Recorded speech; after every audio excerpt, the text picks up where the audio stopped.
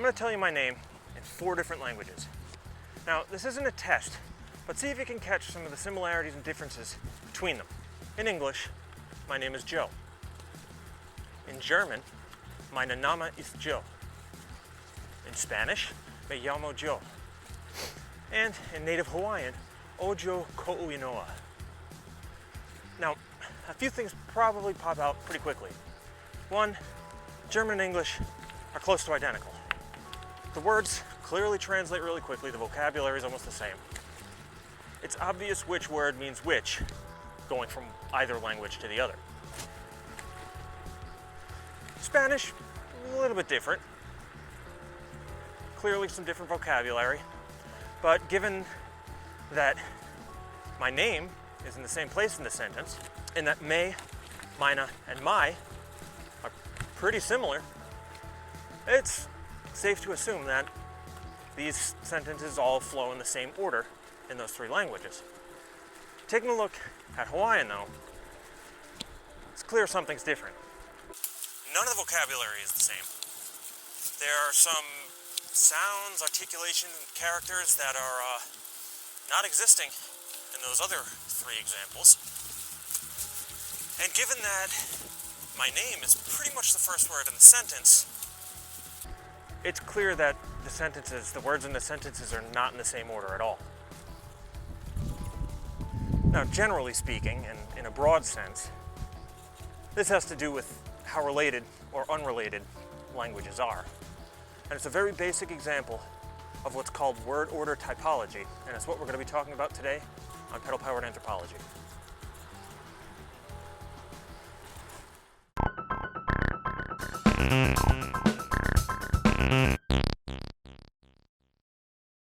Word order topology studies the organization of different linguistic constituents across different languages. Looking broadly at subjects, verbs, and objects, language typologies are broken down by the order in which these constituents appear. English is a subject-verb-object language, or SVO language. My name, subject, is, verb, Joe, object. A little over 35% of the world's languages are subject-verb-object. Spanish is flexibly SVO. German is SVO in main clauses and SOV in subordinate clauses. However, over 40% of the languages found across the world are subject-object-verb. That means that if English is your only language, over half of the people on the planet construct sentences in ways that don't really make sense to you. And if this is news, there's a good chance you're living in the United States. Worldwide, bilingualism rates are at about 50%. If you scale that down to just Europe, they're at about 56%. In just Germany, bilingualism rates are at 67%. And the United States is at just 20%. And that 20% is disproportionately made up of immigrants and first-generation individuals. So the US is an outlier in its low rates of bilingualism. But remember back to that Hawaiian example? Native Hawaiian is a verb-subject-object language. That means "is my name Joe" is a bit closer to how that sentence is conceptualized in Native Hawaiian.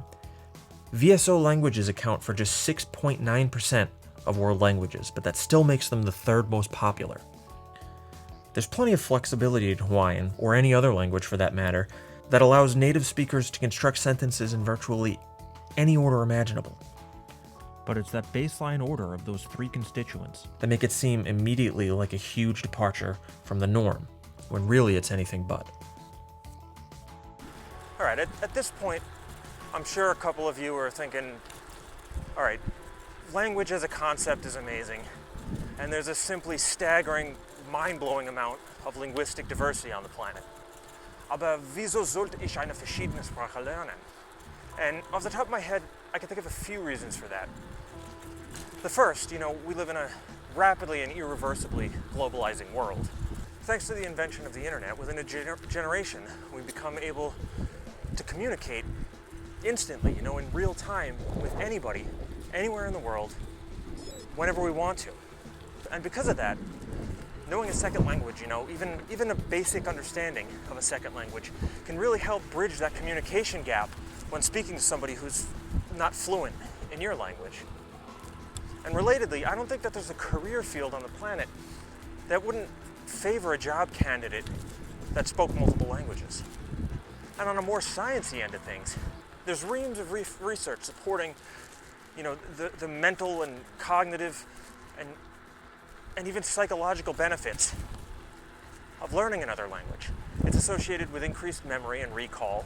It's associated with increased problem-solving skills. It's also been shown to help mitigate some of the cognitive decline associated with aging. And on top of that, it's associated with generally more positive feelings towards people and cultures that speak that language. And if that's not enough already, this is true regardless of what age you start learning a second language. And of particular interest to anybody thinking of having or raising children, it's been shown that learning a second language causes no delay in the development of a child's primary language. All that being the case, there's really no reason not to go and learn a second language, especially with the amount of tools we have at our disposal. That's all for today. I hope you've enjoyed it. Please click like and subscribe and all that good stuff if you've gotten this far.